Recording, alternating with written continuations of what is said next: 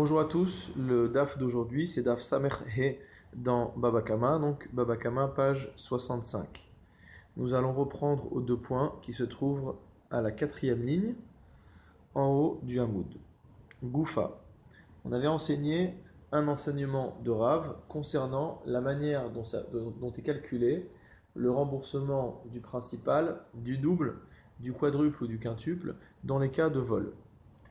Donc on avait dit assez rapidement, on avait expliqué au début du Pérec qu'il y a plusieurs cas de vol. Il y a celui qui vole de manière ouverte, le gazlan, celui-là doit rembourser uniquement le principal. Il y a celui qui vole un objet de manière cachée, comme un cambrioleur, celui-là devra rembourser le double. Et en ce qui concerne les animaux, donc si c'est du gros bétail, il devra rembourser 5 fois. Si c'est du petit bétail, il devra rembourser 4 fois.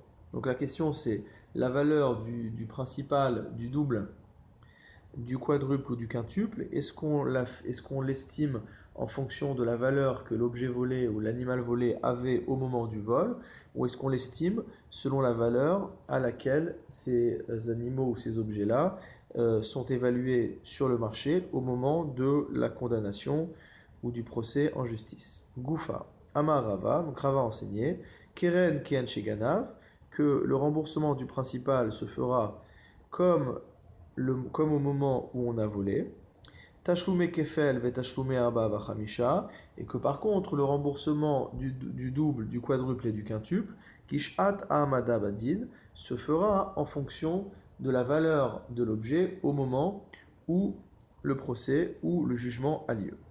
Maït Armade Rav, la Gemara demande tout de suite quelle est la raison de Rav. Amar Kera, c'est parce que le Passouk a dit Gneva Vechaim. La Torah nous a parlé à la fois du vol et a rajouté également le mot Chaim. Donc ces termes qu'on a déjà interprétés dans les pages précédentes se trouvent dans le Passouk 3, le Passouk Gimel du chapitre 22. Donc la Gemara nous dit Amaikama Rachamana Chaim Begneva. Pourquoi la Torah est venue nous dire, est venue nous parler de vivant Shnaim Chaim et Shalem. Pourquoi Bigneva à propos du vol. Achie le Keren Keen Shiganav, c'est pour nous dire mot à mot, fait vivre, fait revivre, ressuscite entre guillemets le Keren, le principal, comme au moment où ça a été volé.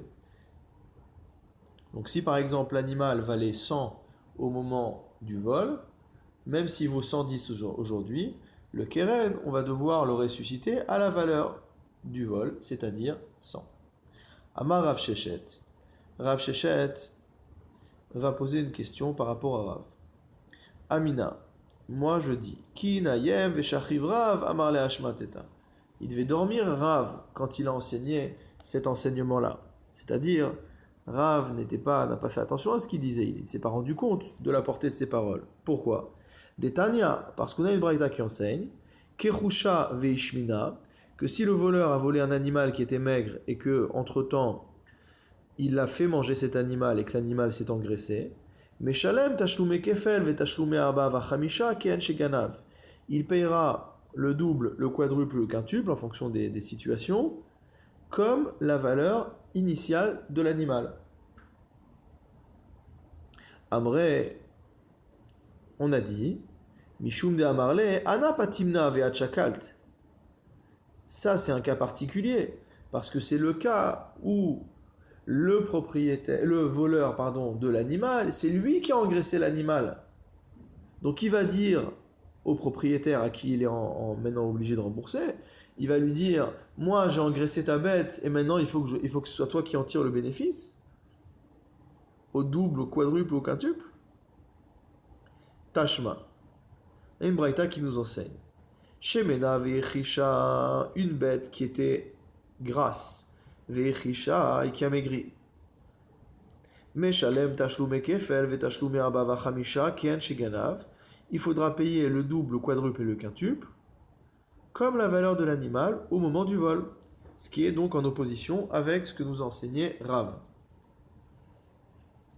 Hatamnami, là-bas aussi, qu'est-ce qu'on va dire pour répondre au nom de Rav? Mishum de amrinanle malikat la kula, malikat la palga.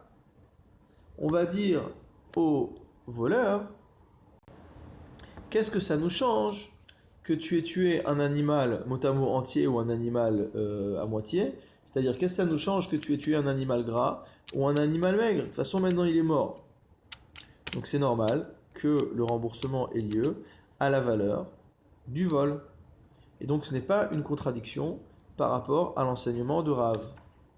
Kika Amarav, et donc qu'est-ce qu'on va en déduire? On va en déduire que l'enseignement de Rav s'applique à quoi? Be Yukra Vezola Hu Dekama. Comme j'ai expliqué antérieurement, l'enseignement de Rav s'applique à un cas de variation du cours ou du prix de l'animal sur le marché. Donc un animal qui valait plus cher au moment, qui valait par exemple 100 au moment du vol, et qui au moment du jugement ne vaut plus que 90. Hechidami, donc de quel cas parle-t-on? Ilema demi'ikera shavia zuza. Si tu me dis qu'on parle d'un cas où au début l'animal valait un zouz, ou velivsov shavia arba zouzé, et que à la fin elle valait 4 zouz, keren ken sheganav, et que dans ce cas-là on paye le keren, c'est-à-dire le principal, comme au moment du vol, c'est-à-dire un zouz. Lema pliga des Rav des Rabba, est-ce à dire que Rav est en discussion avec Rabba? Avec quel enseignement de Rabba?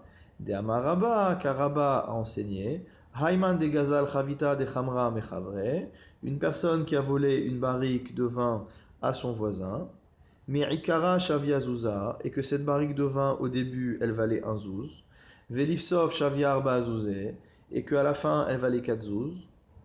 Rabba nous dit Tavra Oshatia, si jamais il l'a brisé la barrique ou qu'il l'a bu, Meshalem Arba'a, il va payer 4 zouz, c'est-à-dire comme la valeur à la fin.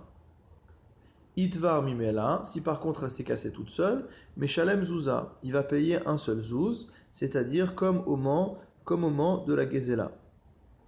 Or, si on dit que l'enseignement de Rav se rapporte au cas où l'objet qui a été volé a pris de la valeur, pourquoi dans le cas où l'animal a été égorgé ou vendu, on va payer le principal comme au moment du vol?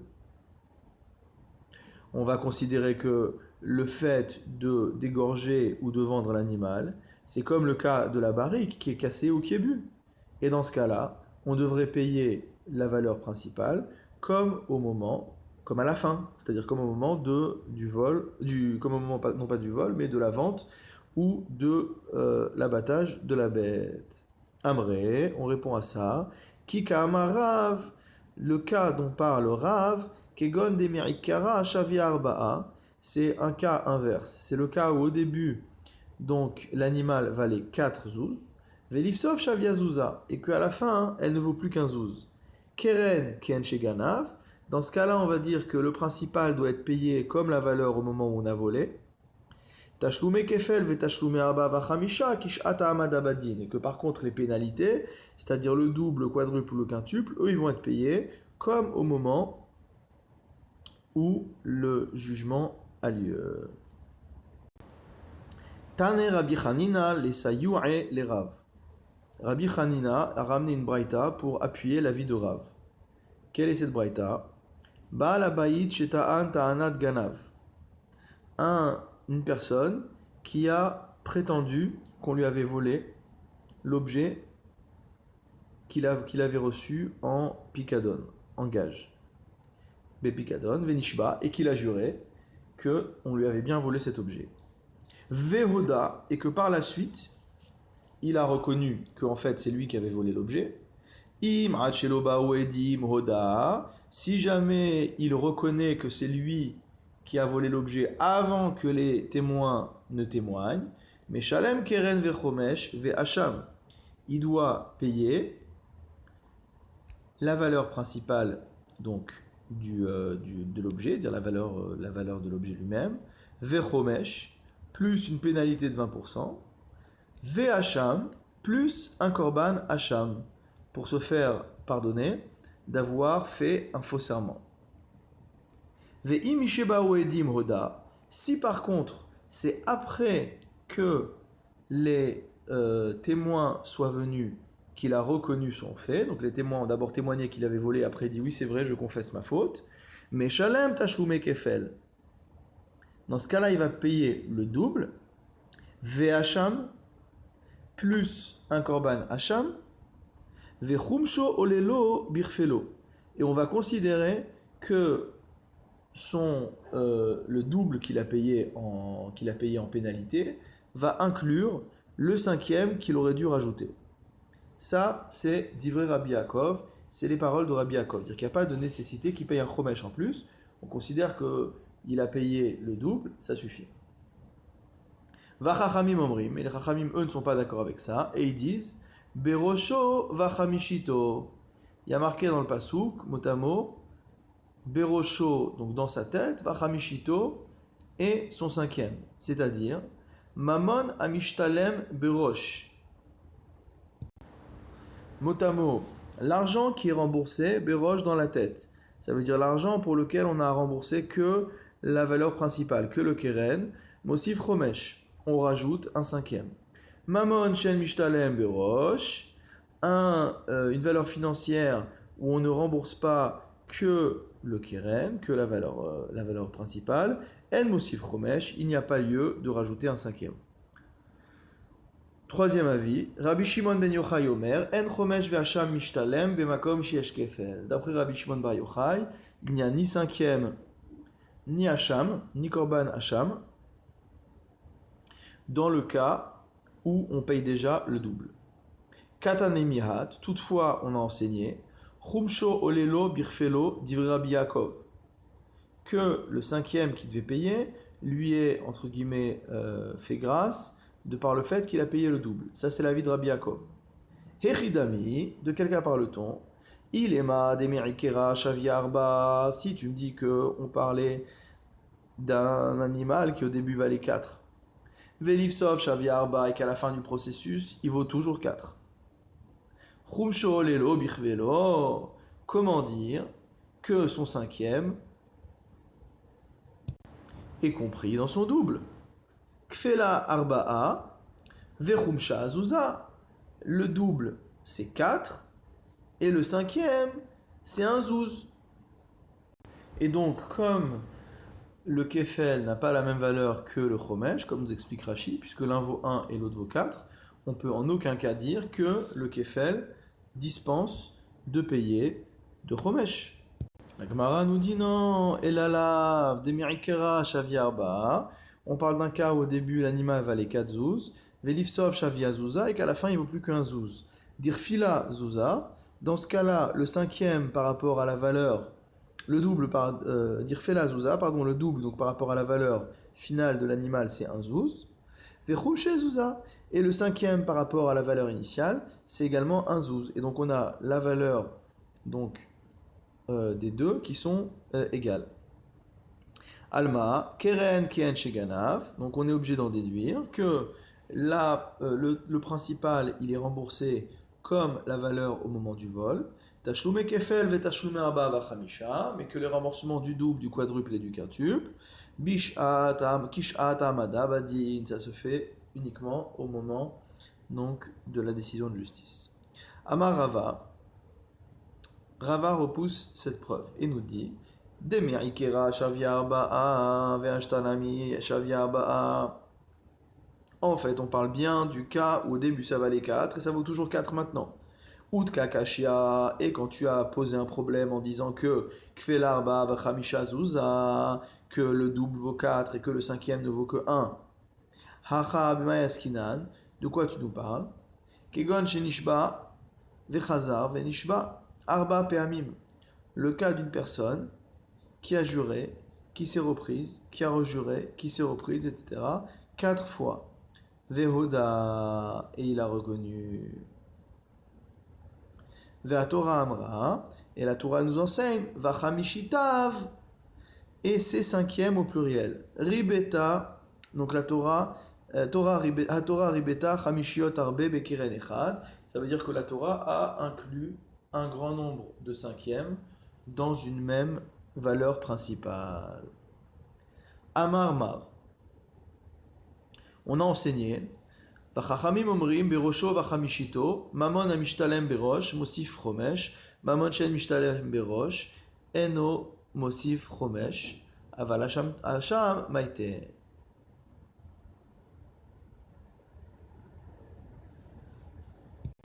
Donc berosho vachamishito signifie que l'argent qui est payé berosh, c'est-à-dire on ne paye que le principal, mosif chomesh, on rajoute un cinquième. Mamon shen mishtalem berosh. Par contre, si on est dans un cas où il n'y a pas à payer, donc que le principal, mais qu'on doit payer également le double, el mosif chomesh, on ne rajoute pas le cinquième. Aval hasham maite, mais on amène le korban hasham. Maishna chomesh de l'omeshalem. Alors pourquoi on décide de ne pas payer le cinquième et que par contre on décide de faire le korban hasham? Dirtiv berosho vachamishito. Parce qu'il y a marqué donc motamo dans sa tête, donc le principal, vachamishito et son cinquième. Hasham nami o meshalem. Donc on va dire qu'il n'y a pas non plus à payer de korban hasham.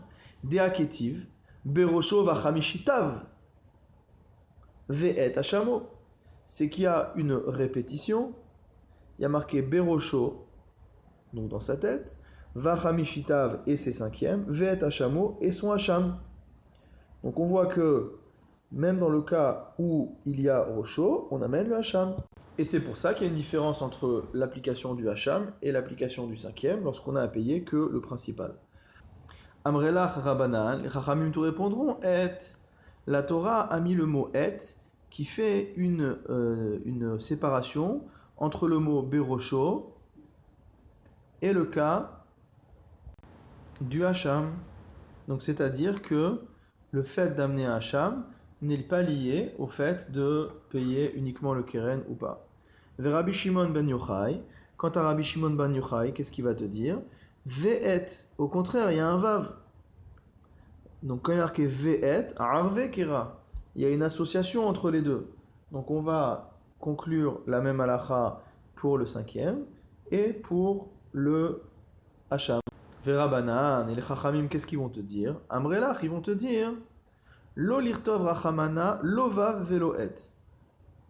La Torah n'aurait dû écrire ni le vav ni le et. Et dans ce cas-là, ça aurait été un mélange des psukim. Donc pourquoi la Torah, elle a eu besoin de séparer avec et et de remettre un vav de liaison? C'est pour nous dire donc qu'il y a deux dinim différents. Dans le cas où on ne paye pas que le keren, on ne va pas payer le cinquième. Par contre, on amènera le hacham. Vers Rabbi Shimon ben Yochai, et maintenant quant à Rabbi Shimon ben Yochai, Amarlach, il te répondra et lo sagia de lo katav. Le mot et, la Torah ne pouvait pas l'écrire. Les afsuke ben mamon gavoa. Les mamon hédiot, parce qu'on en a besoin pour faire une distinction entre l'argent motamo qui appartient à Dieu et l'argent du profane.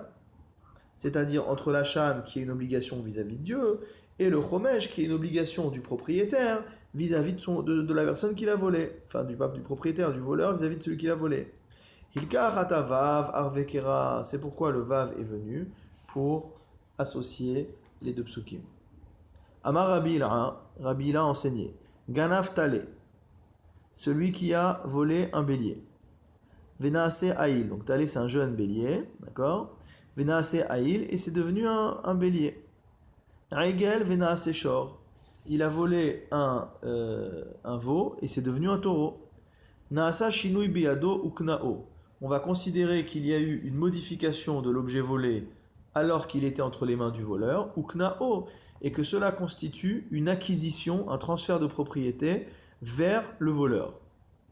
Tavach ou machar, dans ce cas-là, si jamais, après qu'il y ait eu la transformation du talé en haïl ou du hegel en shor, le voleur a égorgé ou revendu l'animal qu'il avait volé, on dit non, shelo ou mocher, shelo ou tavach.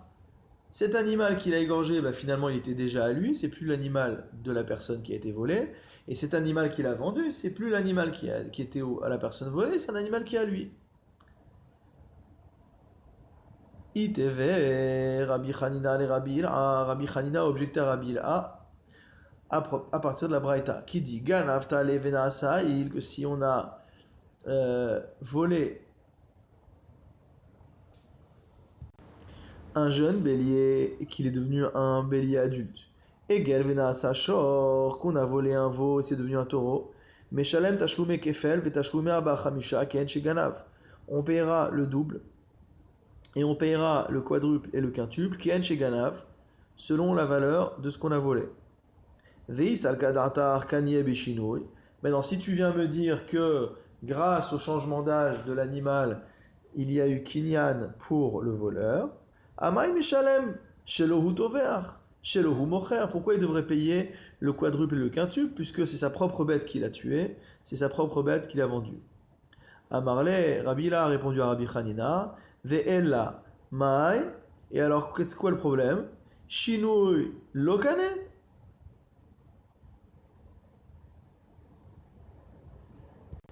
Si tu veux me dire que le chinouille, que le changement d'âge de l'animal ne constitue pas un kinyan, Amay Meshalem Ken Sheganav, pourquoi dans ce cas-là il devrait payer selon la valeur originale de l'animal?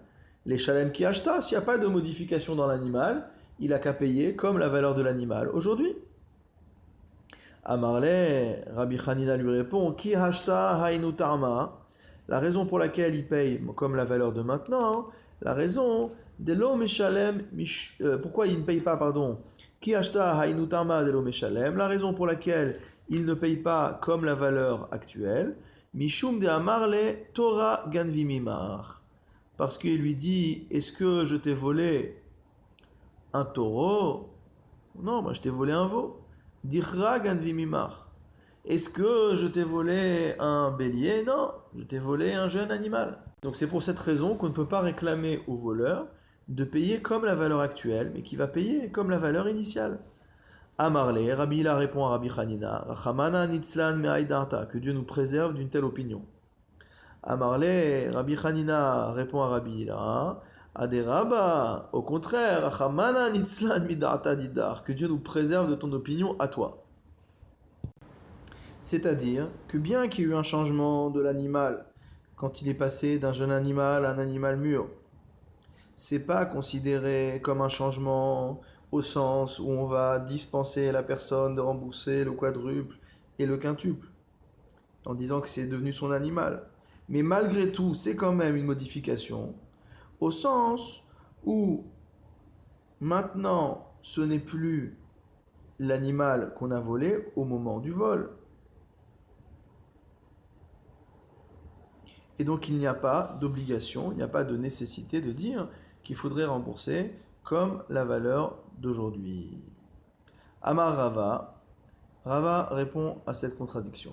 Shor ben yomo karui shor. Un taureau âgé d'un jour, il s'appelle déjà taureau. Aïl ben yomo karui aïl. Et un bélier qui est âgé d'un an, on l'appelle déjà bélier, on dit c'est le petit bélier, le petit taureau. Même si le mot de veau existe, même s'il y a un autre mot qui existe pour le bélier. Comment on voit ça? Shor ben yomo karui shor. Un taureau d'un seul jour s'appelle déjà un taureau, dirtiv comme c'est marqué dans la paracha. Shor o chesev oes ki valed. Lorsqu'un taureau, etc., naîtra. Donc on voit déjà qu'à la naissance, on lui donne le nom de taureau. Aïl ben yomo karui aïl. On voit qu'un bélier qui vient de naître, il s'appelle déjà aïl. Dirtiv ve eilet sonecha lo achalti. Marqué mot à mot, les béliers de ton petit bétail, je n'ai pas mangé. Elim ou delo achal kevasim achal. On va dire que il n'a pas mangé de bélier, mais que par contre il a mangé les animaux plus jeunes. Non. Et la lave shmamina aïl ben yomo karo et aïl. C'est juste pour nous dire que le mot de aïl peut être compris quel que soit l'âge de l'animal. La Gemara nous dit mikol makom kashia. Malgré tout, on est dans une situation de difficulté, précise Rashi, les Rabbi Ila, pour l'avis de Rabbi Ila. Puisque Rabbi Ila avait dit que le passage d'âge de l'animal constituait un véritable changement et que l'animal était considéré comme étant passé dans la propriété du voleur, et pourtant la Braïta a dit que si jamais il avait égorgé ou vendu, il paierait le quadruple et le quintuple, Et donc, on n'est pas dans un cas où il a égorgé ou vendu ce qui lui appartenait.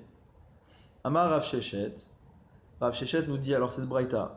Hamani, comment elle va? Selon qui? Bet Shammai, c'est la vie de Bet Shammai, des Amré. Car Bet Shammai ont enseigné Shinui bimkumo omedet. Velo kane.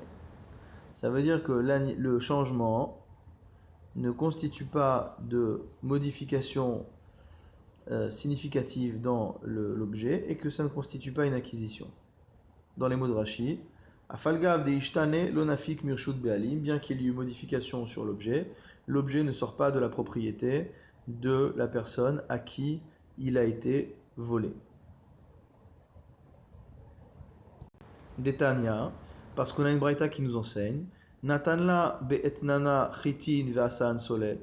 Si jamais une personne a donné à une prostituée des grains de blé en tant que salaire de ses services, ve'asaan solet, et que la prostituée a pris ces grains de blé et elle en a fait de la farine, de la fine fleur de farine, zetin ve'asaan shemen, si le monsieur a payé à la prostituée son service avec des olives, ve'asaan shemen, et que elle en a fait de l'huile, anavim ve'asaan yain, si à nouveau le client de la prostituée l'a payé avec des raisins et que elle en a fait du vin, tanechada asur, vetanechada mutar, on a une discussion entre les Tanaïm. Un Tana pense que cette farine, cette huile ou ce vin ne peuvent pas être offerts en tant que sacrifice, en tant qu'offrande, et l'autre Tana pense que oui, puisque le Passouk nous interdit normalement d'offrir le salaire d'une prostituée, comme c'est marqué dans Dvarim 23-19, Lotavi etnan zona umkhir kelev bet Hashem Elohecha.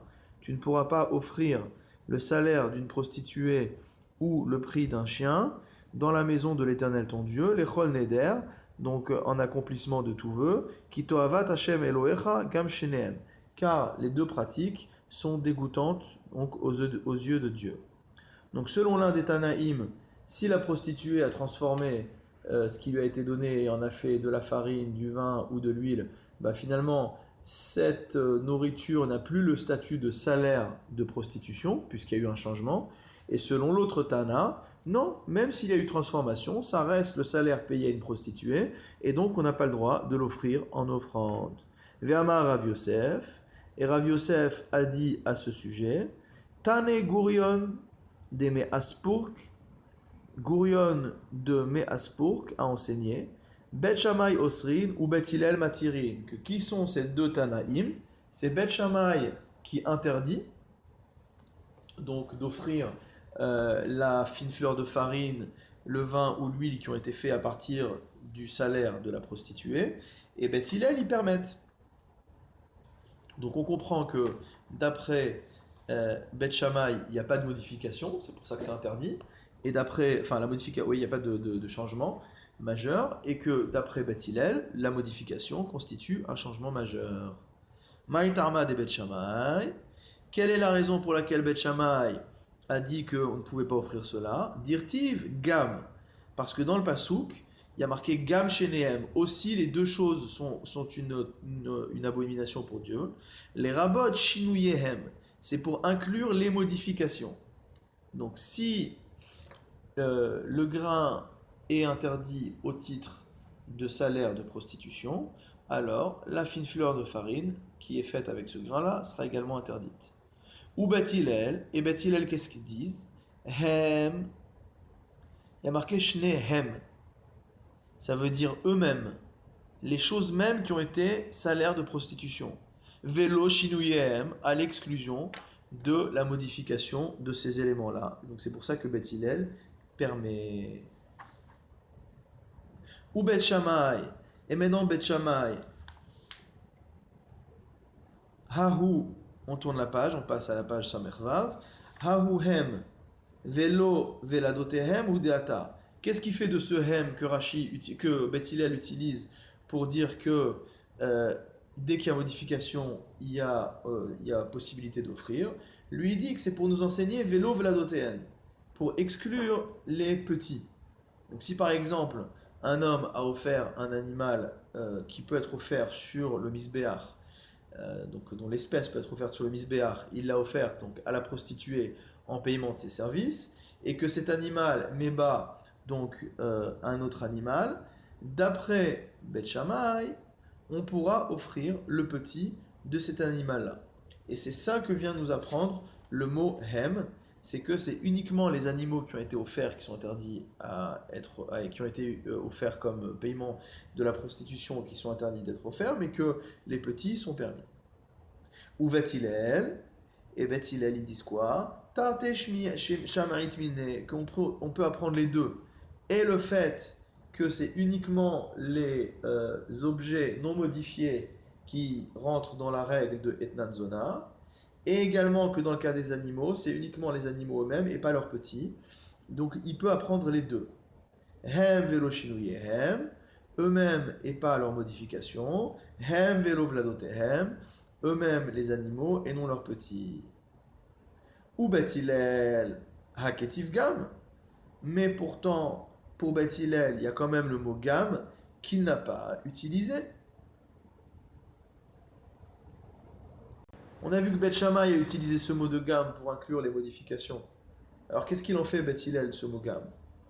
Réponse de la Gemara, gamme les Beth Hillel, kashia. Ce mot de gamme dans le pasouk constitue une difficulté pour la vie de Beth Hillel.